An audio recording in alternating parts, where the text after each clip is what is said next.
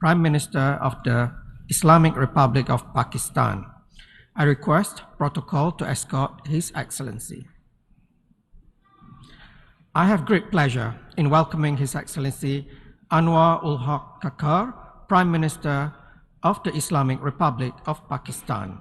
I invite him to address the Assembly.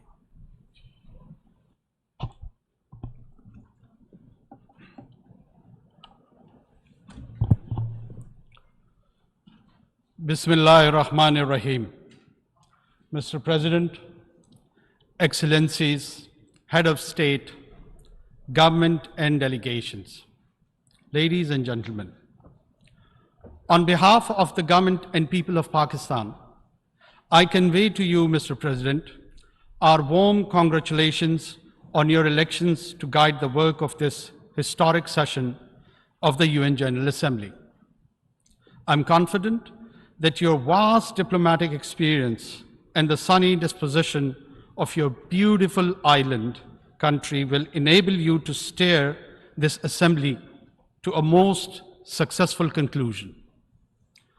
Mr. President, we are meeting at a tense and pivotal moment in modern history. Conflicts rage in Ukraine and in 50 other places around the world. Tensions between the global powers have continued to escalate.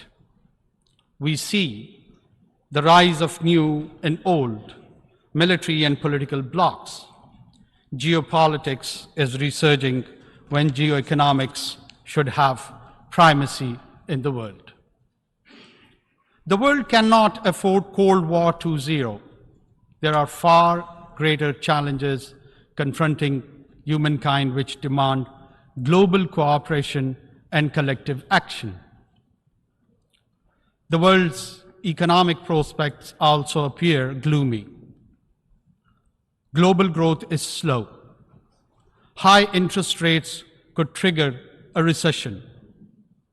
A succession of exogenous shocks, COVID, conflict, and climate change have devastated the economies of many developing countries. Many countries of the global south have barely managed to stave off defaults. Poverty and hunger have grown, reversing the development gains of 3 decades. At yesterday's SDG summit, far-reaching commitments were made to implement the Sustainable Development Goals. We must ensure implementation of SDG stimulus, the rechanneling of unused special drawing rights for development banks, and the resolution of the debt problems of the 59 countries in debt distress. Pakistan also looks forward to the fulfillment of the climate change commitments made at COP28 by the developed world to provide over $100 billion in annual climate finance.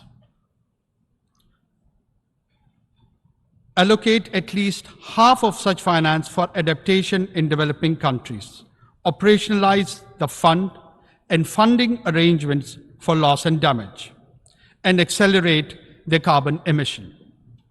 Mitigation targets to keep alive, the goal of restricting global warming to 1.5 degrees centigrade. Attempts to selectively provide these funds on the basis of geopolitical considerations should be resisted. Mr. President, Pakistan's triple food, fuel, and finance challenge is a prime illustration of the impacts of COVID, conflicts, and climate on developing countries. Pakistan is one of the worst affected countries from the impacts of climate change. The epic floods of last summer submerged a third of our country, killed 1,700, and displaced over 8 million people, destroyed vital infrastructure, and caused over $30 billion in damage to Pakistan's economy. Pakistan is gratified by the commitment of over $10.5 billion for Pakistan's comprehensive plan for recovery, rehabilitation, and reconstruction with resilience. The 4RF plan at the Geneva conference last January. Specific projects are being submitted to ensure timely funding and execution of the 4RF plan. I hope our development partners will accord priority to allocation of funds for our resilient recovery plan, which has been costed at $13 billion. Mr. President, Pakistan government is committed to rapid economic recovery. We will stabilize our foreign exchange reserves in our currency, expand domestic revenues, and most importantly, mobilize significant domestic and external investment. Facilitation Council, SIFC, to expedite investment decisions. 28 projects have been identified in priority sectors: agriculture, mining, energy, and IT, for implementation in collaboration with Pakistan's partners. Pakistan's long-term shift to geoeconomics is well underway. The second phase of the China-Pakistan Economic Corridor has been initiated, covering railway, infrastructure, and manufacturing projects. Pakistan also looks forward to the early implementation of the connectivity projects with Central Asia. Mr. President, development depends on peace. Pakistan is situated in one of the least economically integrated regions in the world. Pakistan believes that region develops together. Therefore, Pakistan desires peaceful and productive relations with all our neighbors, including India. Kashmir is the key to peace between Pakistan and India.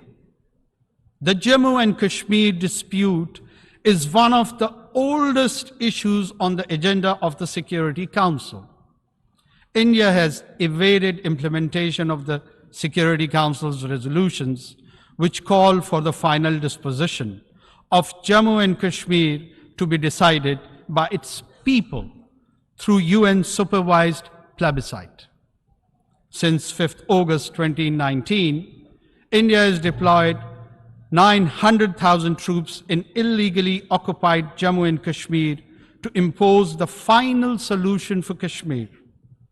To this end, India has imposed extended lockdowns and curfews, jailed all genuine Kashmiri leaders, violently suppressed peaceful protests, resorted to extrajudicial killings of innocent Kashmiris in fake encounters, and so-called cordon and search operations, and imposed collective punishments destroying entire villages. Access to occupied Kashmir, demanded by the UN High Commission for Human Rights and over a dozen special rapporteurs, has been denied by New Delhi. Mr. President, the UN Security Council must secure the implementation of its resolution on Kashmir. The UN Military Observer Group for India and Pakistan should be reinforced. Global powers should convince New Delhi to accept Pakistan's offer of mutual restraint on strategic and conventional weapons. Mr. President, peace in Afghanistan is a strategic imperative for Pakistan. Pakistan shares the concern of international community with respect to Afghanistan, particularly the rights of women and girls. Yet we advocate continued humanitarian assistance to a destitute Afghan population, in which Afghan girls and women are the most vulnerable, as well as revival of the Afghan economy and implementation of the connectivity projects with Central Asia. Pakistan's first priority is to prevent and counter all terrorism from and within Afghanistan. Pakistan condemns the cross-border terrorist attacks against Pakistan by the TTP, Daesh, and other groups operating from Afghanistan. We have sought Kabul's support and cooperation to prevent these attacks. However, we are also taking necessary measures to end this externally encouraged terrorism. Mr. President, Pakistan welcomes the progress made towards ending the conflicts in Syria and Yemen. In particular, we warmly welcome the normalization of relations between the Kingdom of Saudi Arabia and the Islamic Republic of Iran. Unfortunately, the tragedy of Palestine continues, with Israeli military raids, airstrikes, expansion of settlements, and eviction of Palestinians. Durable peace can be established only through a two-state solution and the establishment of a viable and contiguous Palestinian state within the pre-June 1967 borders, with Al-Quds al-Sharif as its capital. Mr. President, UN peacekeeping has been a success story. Over more than 6 decades, Pakistan has contributed 230,000 peacekeepers in 47 missions across the world. Today, UN peacekeepers face complex and unprecedented challenges, especially from criminal and terrorist groups, as in the Sahel. We must ensure the safety and security of peacekeepers. Pakistan shall continue to work with the UN to develop the capabilities and more robust mandates required for successful enforcement actions by UN and international forces where needed. Mr. President, we must counter all terrorists without discrimination, including the rising threat posed by far-right extremist and fascist groups, such as Hindutva-inspired extremists threatening genocide against India's Muslims and Christians alike. We also need to oppose state terrorism, address the root cause of terrorism, such as poverty, injustice, and foreign occupation, and distinguish genuine freedom struggles from terrorism. Pakistan prospers the creation of a committee of the General Assembly to oversee the balanced implementation of all 4 pillars of the global counter-terrorism strategy. Mr. President, our progress based on rich history of cooperation, understanding, exchange, and synthesis of ideas among civilization is impearled today. The narratives advocating a clash of civilization have done considerable harm to humanity's progress. Such ideas have done considerable harm to humanity's progress. Such ideas have bred extremism, hatred, and religious intolerance, including Islamophobia. Make no mistake, it's a latent threat that undermines millennia of progress. We need to cherish and celebrate our diversity and different ways of life. Mutual respect, sanctity of religious symbols, scriptures, and personage should be ensured.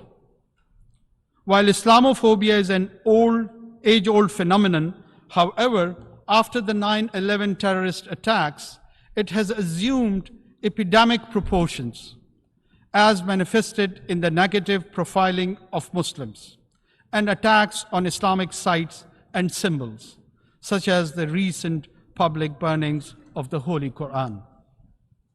Last year, this Assembly adopted a resolution proposed by Pakistan on behalf of the OIC, declaring 15th March as the International Day to combat Islamophobia. Earlier this year, the Human Rights Council adopted an OIC resolution submitted by Pakistan urging states to outlaw the burning of the Holy Quran and similar provocations. We welcome the legislation initiated by Denmark and contemplated by Sweden towards this end. Pakistan and the OIC countries will propose further steps to combat Islamophobia, including the appointment of a special envoy, creation of an Islamophobia data center, legal assistance to victims, and an accountability process to punish Islamophobic crimes. Mr. President, the complex global and regional challenges that the world faces today can be best addressed through effective multilateralism within the framework of the United Nations. However, multilateralism is being eschewed due to the unilateral policies of and strategic rivalry and tensions between global powers. Pakistan will continue to work actively to strengthen multilateral institutions and enhance global cooperation. Pakistan looks forward to continuing negotiation on the scope and elements of the Summit of the Future and the Pact for the Future, building on the convergence that emerged in earlier consultations. The summit's preparatory process must not disrupt existing negotiating processes such as the intergovernmental negotiations on the reform of the Security Council. Mr. President, Pakistan does not believe in elitism. With the Committee of Nations, the UN Charter principles of equality and sovereignty must be preserved in the interest of global peace and prosperity. Pakistan believes that additional permanent members to the Security Council will further erode its credibility and legitimacy. The widest possible agreement can be best achieved on the basis of the Uniting for Consensus Group's proposal for expansion of the Council only in the non-permanent category, with provision for a limited number of long-term seats. Mr. President, Pakistan believes that to build, preserve, and promote peace and prosperity today and in the future, it is vital to reduce great power rivalry and tensions, ensure strict adherence to the UN Charter, consistently implement Security Council resolutions, eliminate the root cause of conflicts, and respect the principles of non-use of force, self-determination, sovereignty, and territorial integrity, non-interference in the internal affairs of the states, and peaceful coexistence. Pakistan will work diligently and actively with all member states to realize these vital elements of a new, equitable, and peaceful world order. I thank you.